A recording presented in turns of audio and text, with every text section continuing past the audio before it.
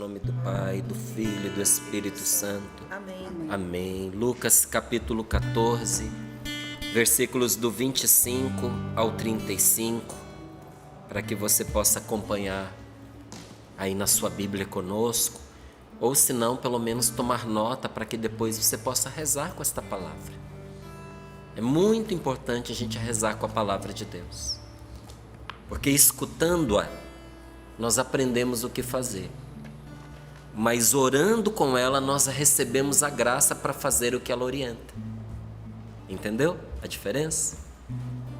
Então, quando eu ouço a palavra de Deus, meu coração compreende o que Deus quer de mim e se predispõe para obedecer ou não, não é? Quando a gente ouve de boa fé, o coração se abre para obedecer. Mas cumprir a palavra de Deus é dom do próprio Senhor e requer uma graça. Nós precisamos pedir a Deus que nos dê a graça, a força, a sabedoria para viver aquela palavra. E é quando nós rezamos com ela que o Espírito Santo impetra a graça em nós através da oração. Então anote, Lucas capítulo 14, versículos do 25 ao 35, diz assim a palavra de Deus. Grandes multidões acompanhavam Jesus. Voltando-se, ele lhes disse: se alguém vem a mim, mas não me prefere ao seu pai e sua mãe, sua mulher e seus filhos, seus irmãos e suas irmãs, e até a sua própria vida, não pode ser meu discípulo. Quem não carrega a sua cruz e não caminha após mim, não pode ser meu discípulo. De fato, se algum de vós quer construir uma torre, não se senta primeiro para calcular os gastos, para ver se tem o suficiente para terminar? Caso contrário, ele vai pôr o alicerce e não será capaz de acabar. E todos os que virem isso começarão a zombar, dizendo: este homem começou a construir e não foi capaz de acabar. Ou ainda, um rei que sai à guerra contra um outro, não se senta primeiro e examina bem se com 10.000 homens poderá enfrentar o outro que marcha contra ele com 20.000? Se ele vê que não pode, envia uma delegação enquanto o outro ainda está longe, para negociar as condições de paz. Do mesmo modo, portanto, qualquer um de vós, se não renunciar a tudo o que tem, não pode ser meu discípulo. O sal é bom, mas se o sal perder o sabor, com que há de salgar? Não serve nem para a terra, nem para o esterco, mas só para ser jogado fora. Quem tem ouvidos para ouvir, ouça. Palavra da salvação. Glória a vós. Glória a vós, Senhor. Essa pregação Jesus fez para uma grande multidão. Então quer dizer que não é para um grupinho de pessoas. Porque a gente pode entender que Jesus falou para os discípulos, como se os discípulos fossem os apóstolos, aqueles 12, aquele grupo menor que Jesus ensinava. Não, essa pregação foi feita para grandes multidões. Escute, olha, grandes multidões acompanhavam Jesus. Como nesse momento uma grande multidão, milhões de pessoas estão acompanhando, sorrindo para a vida e ouvindo esta palavra. E Jesus de novo, porque aqui, nesse momento de oração e de graça, Deus nos fala. Jesus de novo, voltando-se para as multidões, o Senhor diz: se alguém vem a mim, mas não me prefere a seu pai e sua mãe, a sua mulher e seus filhos, a seus irmãos e suas irmãs, e até a sua própria vida, não pode ser meu discípulo.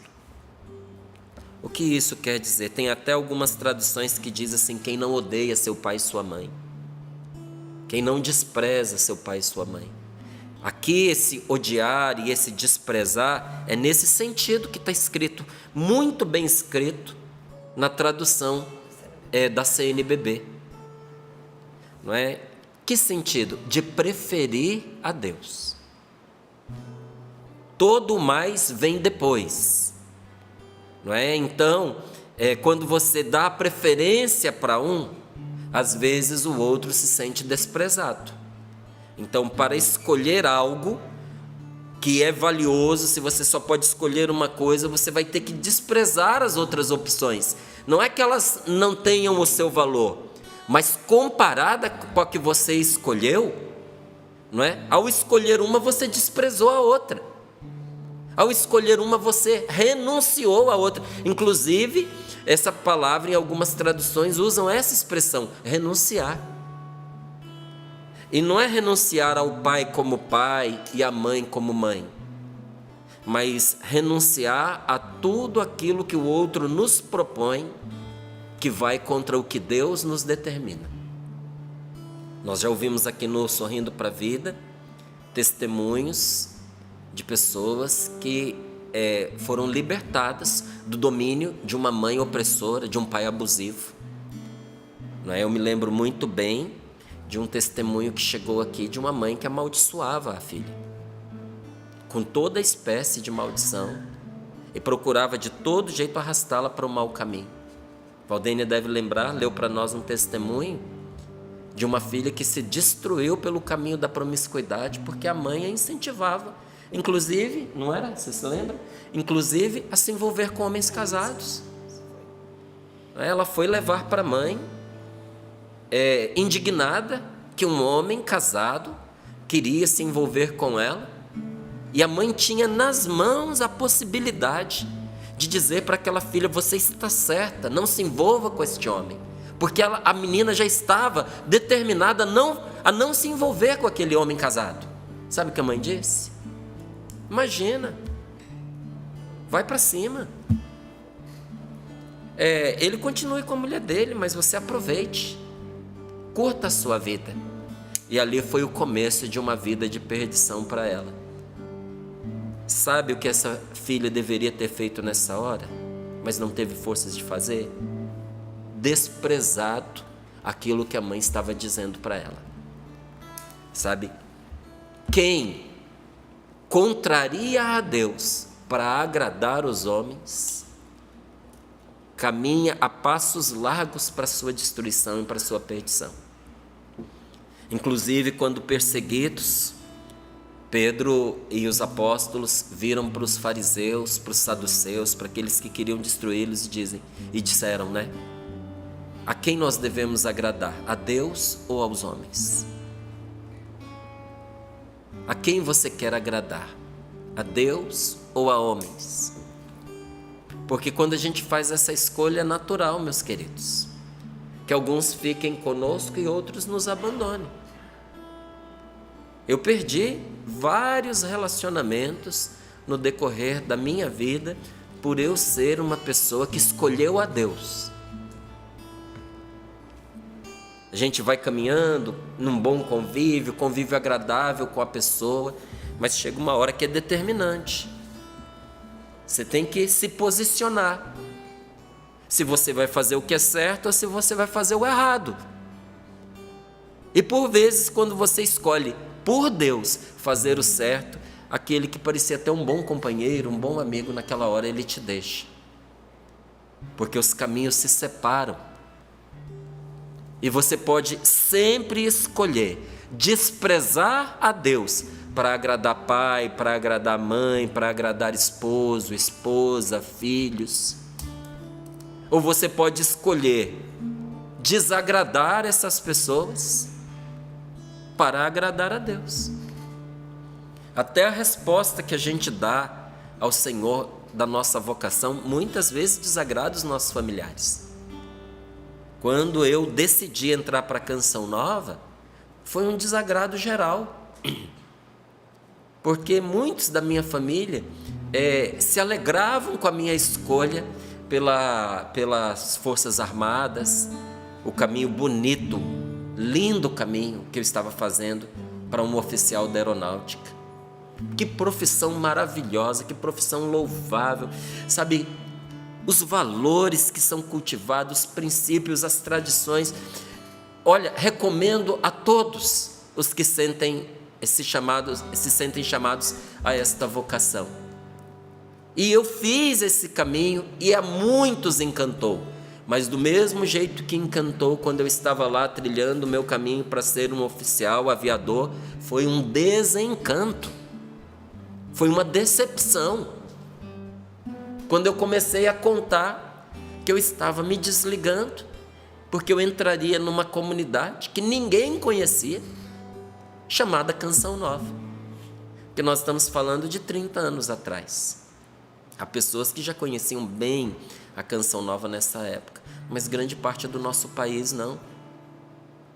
E mesmo nos lugares onde a Canção Nova era conhecida, era pouco conhecida.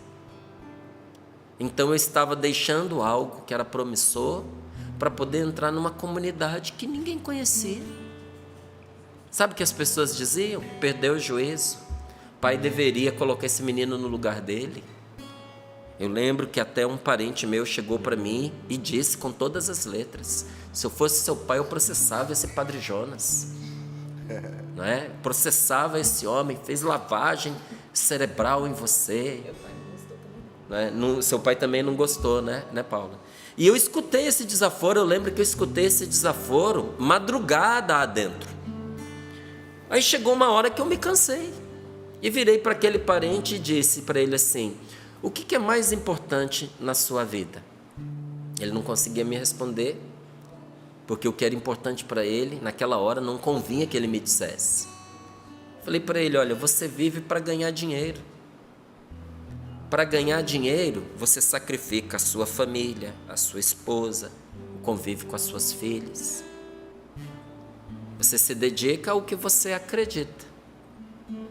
E o que você põe como primordial na sua vida, na minha vida não é. Tudo isso aí que para você é importante, para mim vem depois. Primeiro na minha vida é Deus. E quando a pessoa não espera ouvir uma coisa dessa. E quando escuta, olha, fica com um bico desse tamanho, vira a cara para você e te despreza. Porque na sua escolha você desprezou aquilo que para ela era valioso. Jesus está nos falando nesta palavra que a primeira coisa na nossa vida, nem coisa é uma pessoa, é Deus. E quem não despreza todo o resto, com as mentalidades que se contrapõem ao caminho de vida que Deus nos propõe,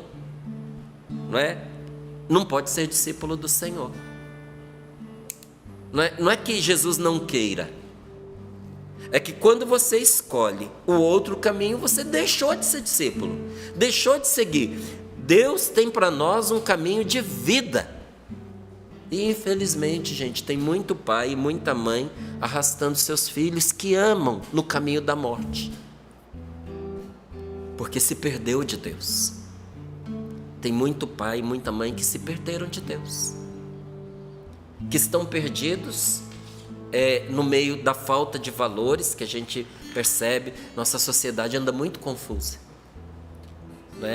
Quando a gente fala de sociedade, nós estamos falando dos nossos irmãos, da nossa família, das pessoas que nós amamos. Há muitas pessoas boas de verdade, mas que estão perdidas, e estando perdidas não sabem para onde levar os seus filhos, e fazem igual essa mãe do testemunho, que incentivou a sua filha a se envolver com o homem da outra, o marido da outra, arrastando para um caminho de morte uma pessoa que ela amava.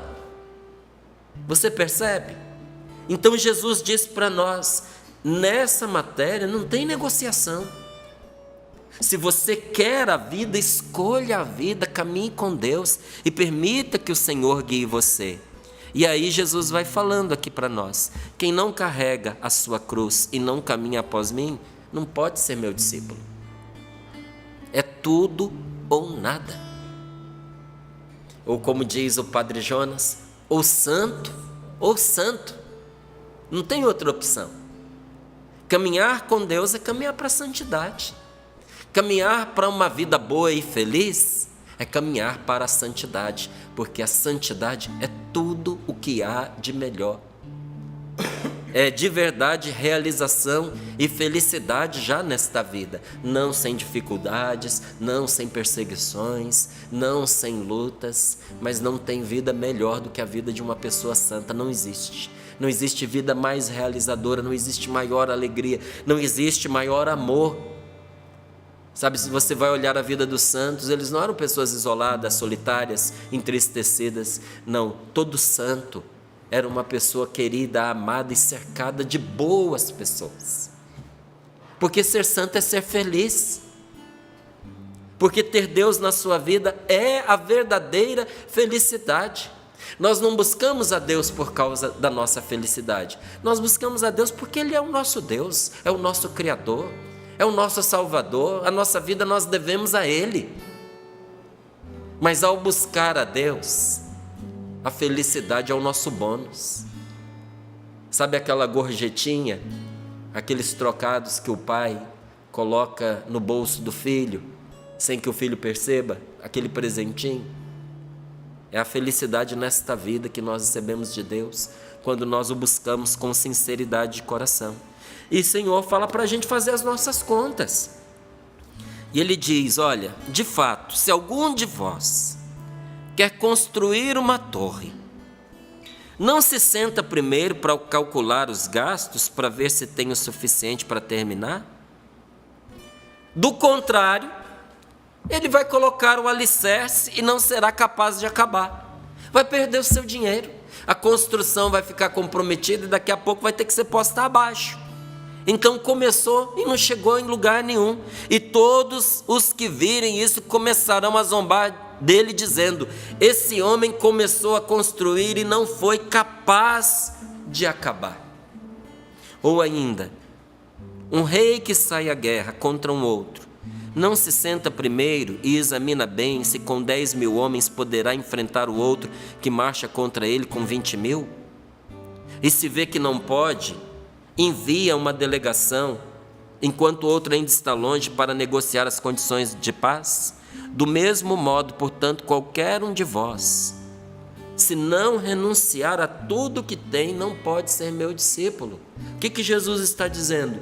Não dá para ser de Deus mais ou menos. Porque ser de Deus mais ou menos é começar e não terminar. É pôr a perder o investimento que nós estamos fazendo. Ser de Deus é investir a vida. E olha, muito do que nós estamos vivendo nos tempos de hoje é porque gente boa e até de fé, gente de fé, se perdeu pelo caminho quando começou a considerar que podia ser mais ou menos de Deus. Não, gente, nós caminhamos para o Senhor é a nossa vida. E com isso, não é que a gente não valorize as coisas deste mundo e desta vida. Quem mais valoriza as coisas deste mundo e desta vida são os cristãos, são aqueles que são de Deus. Porque entendem que esse mundo é um dom de Deus. E que por isso é preciso cuidar do que nos foi dado. Receber com gratidão essa natureza e cuidar dela. Porque não é recurso, é patrimônio. Porque recurso a gente gasta, patrimônio a gente zela. E precisa ficar para os nossos filhos, para os nossos netos, para os nossos bisnetos. Quem é de Deus não despreza a ponto de destruir, não. Sabe, quem é de Deus tem gratidão pelo ar que respira, pelo sol que brilha sobre si, pelas pessoas que Deus coloca ao seu lado, valoriza a família, valoriza a sua esposa, valoriza o seu marido, valoriza a graça de ter um filho. Quantos gostariam de ter e não têm? E você recebeu de Deus a graça de gerar, de ter um filho. Então, não é desprezar nesse sentido de que você não dá valor, de que é lixo, de que é refogo. Não. Nós só colocamos nos seus devidos lugares. Primeiro, Deus. E quando você faz isso, a vida passa a ter sabor. Quando Deus é o primeiro na vida da gente, as coisas começam a ter gosto para nós. Porque quando Deus não é primeiro, alguma coisa se torna o primeiro. Ou a sua mulher passa a ser o Deus da sua vida, ou o seu marido passa a ser o seu ídolo. Tem muita mãe que coloca o filho no lugar de Deus. E qual é o fim disso tudo? A decepção. Porque não tem filho neste mundo que vai ser o suficiente para preencher o vazio do seu coração, minha querida. Não tem dinheiro, amigo, que você possa conquistar. Você pode conquistar todo o recurso deste mundo, todo o recurso financeiro, todo o dinheiro deste mundo. Isso não vai preencher o seu coração. Tanto que tem gente acumulando aos trilhões de dólares, não é nem de reais. E isso não preenche o vazio dentro de si. Tanto que a pessoa continua buscando mais. Nada basta para quem não encontrou o infinito. Nada basta. Agora, como é diferente quando a gente deixou que Deus preenchesse o nosso coração. As mínimas coisas nos satisfazem e as grandes coisas nos satisfazem. A gente fica satisfeito com aquilo que nos chega nas nossas mãos. Porque a gente sabe que a nossa vida é guiada de duas maneiras, pelas nossas escolhas, mas pela divina providência. Nós sabemos que Deus caminha conosco na direção da nossa vida todos os dias, nas pequenas e nas grandes coisas. E olha, nós vamos sendo gratos por aquilo que o Senhor nos dá, e a gratidão traz sabor para a vida da gente, como não tem vida mais amarga do que a vida de uma pessoa mal agradecida. A ingratidão tira o sabor da vida, sabia? A eternidade traz sabor para a vida da gente. Inclusive, eu gostaria de dizer para você, não é, que em algum momento cometeu esse erro, porque a gente é humano, a gente falha, né? E a gente fica procurando ali a quem seguir, uma referência, um modelo, e o risco da gente cair numa idolatria não é distante, não. É uma realidade muito próxima da gente. Porque um pode idolatrar o sexo. Quando a pessoa vive para o prazer sexual, ela vive para o prazer sexual. É o ídolo dela. Você tira isso da pessoa, ela não tem mais por que viver. A pessoa vive para comer. A gula é o ídolo dela. E tem gente que diz assim. Até às vezes você tropeça em algum meme aí na internet, em que a pessoa diz: se for para viver desse jeito, se não puder comer, é melhor morrer. Eu vi um garoto falando isso. Se eu não posso comer isso, se eu não posso comer aquilo, é melhor morrer desse jeito. Porque a vida da pessoa é comer. É o ídolo dela. E para uns o ídolo é o dinheiro, e tem outros que colocam ídolos muito bons, mas todo ídolo vai exigir sacrifício humano. Todo ídolo mata, não dá vida. Mesmo quando você diz, mas é uma boa referência, se é ídolo, amigo, vai custar a sua felicidade, a sua vida, a sua santidade, e corre o risco de custar até a sua vida eterna. Quando a gente pega um ser humano e coloca no lugar de Deus. Se o primeiro na sua vida, se você disser assim, não, primeiro a família, depois Deus, desculpa, até a família que você tem você vai perder por causa disso, porque é Deus quem nos assegura a nossa família.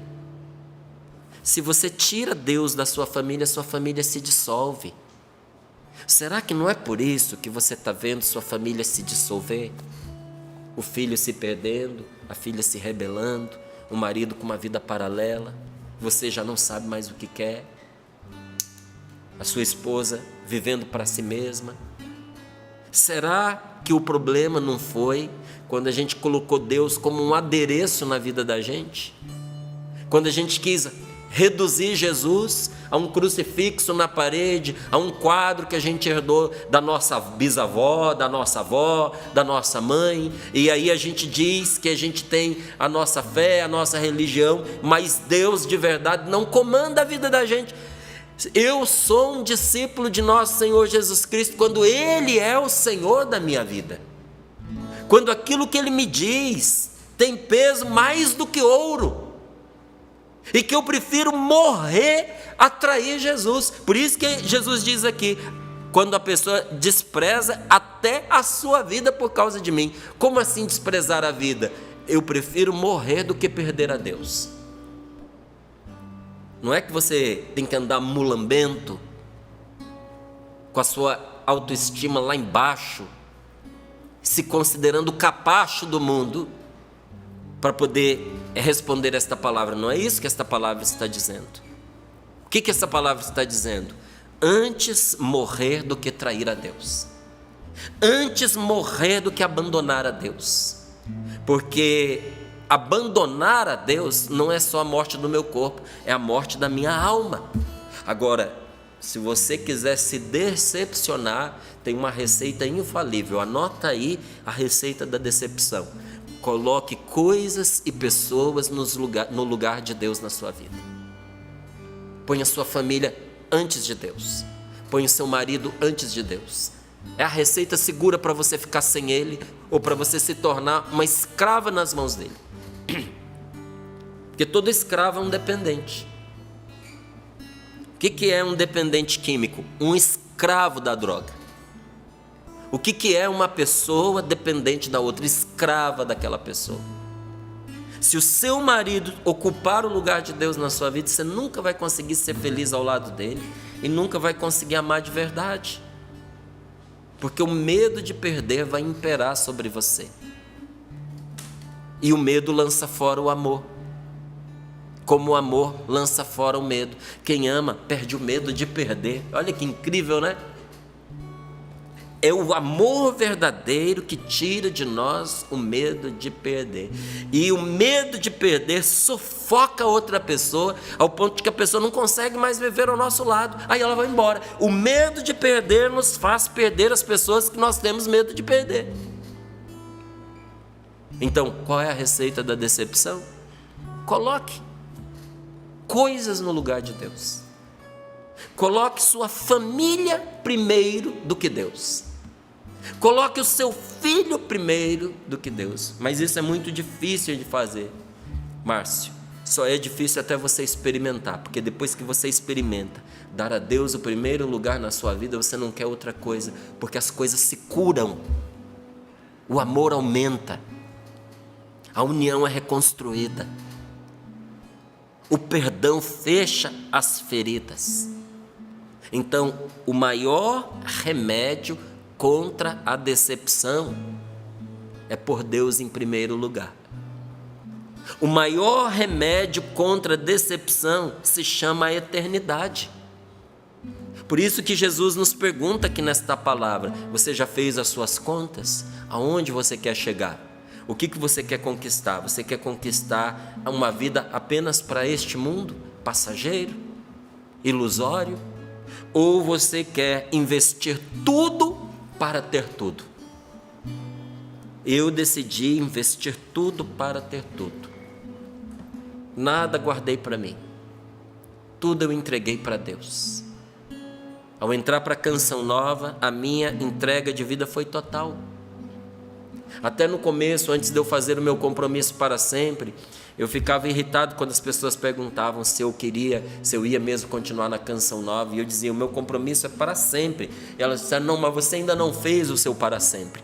Gente, quando a gente entra num relacionamento duvidando se ele é para sempre, ele tem dias contados. O que me fez permanecer na Canção Nova? Eu nunca entrei para ver qual era.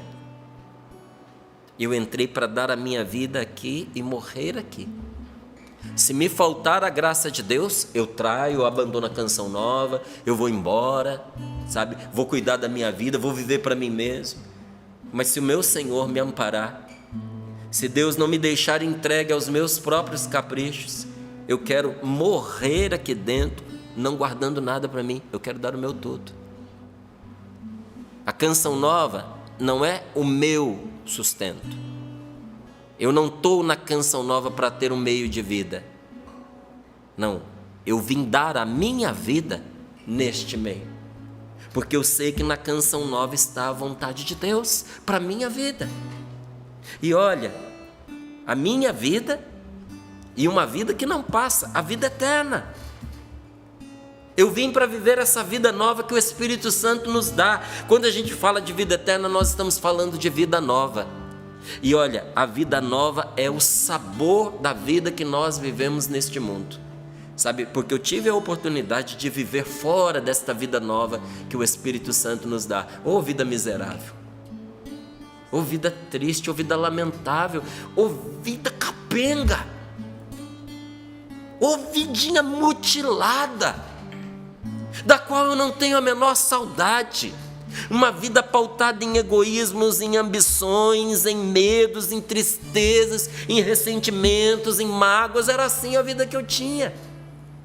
Não sou perfeito, tenho muitas feridas a curar, mas que Deus virou a chave da minha vida, virou. E o que aconteceu, Márcio? Encontrei o gosto de viver, o verdadeiro sabor da vida. Por isso que a palavra de Deus nos diz aqui: o sal é bom, mas se o sal perde o sabor, com que lhe será restituído esse sabor?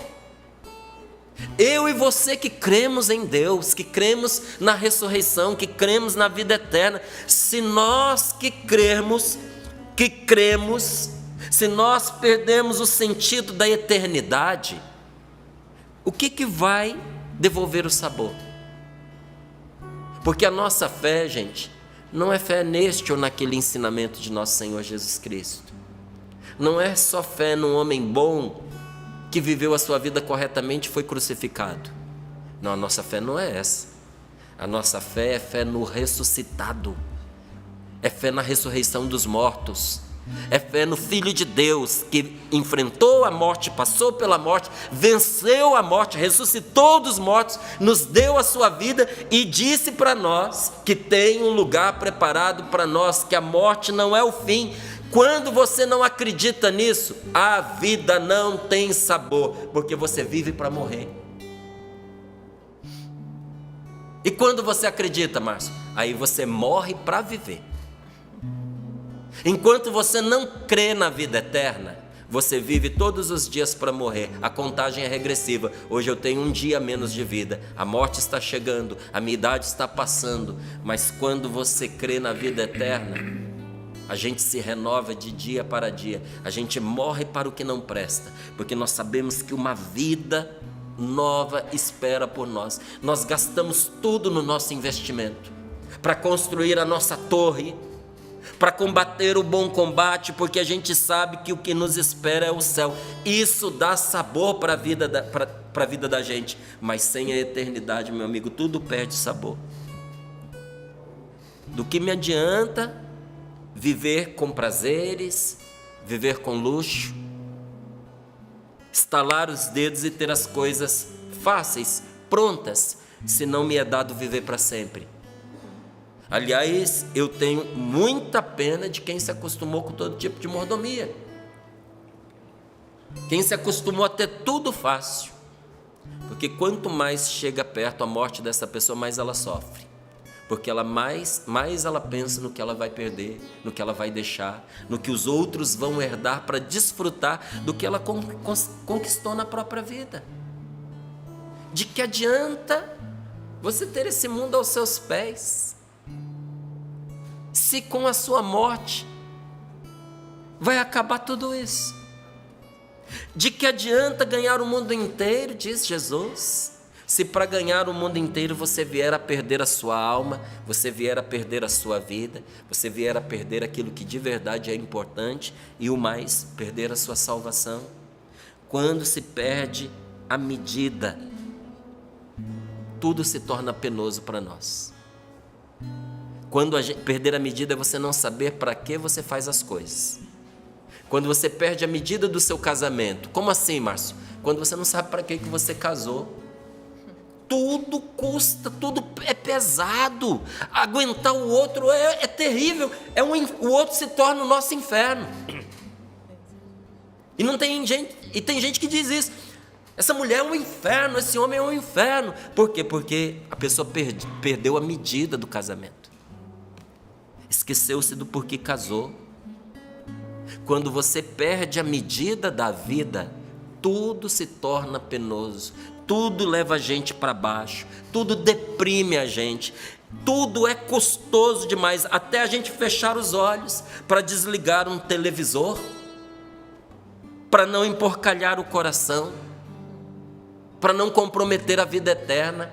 Aí a gente fica lá assistindo, porque tá aí mesmo, todo mundo assiste, e o lixo vai entrando dentro da alma da gente, sabe?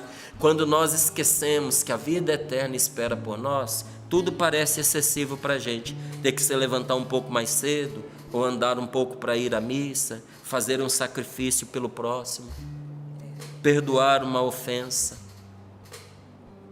Perdoa, porque essa vida passa, meu amigo. Abre mão disso, deixa para lá.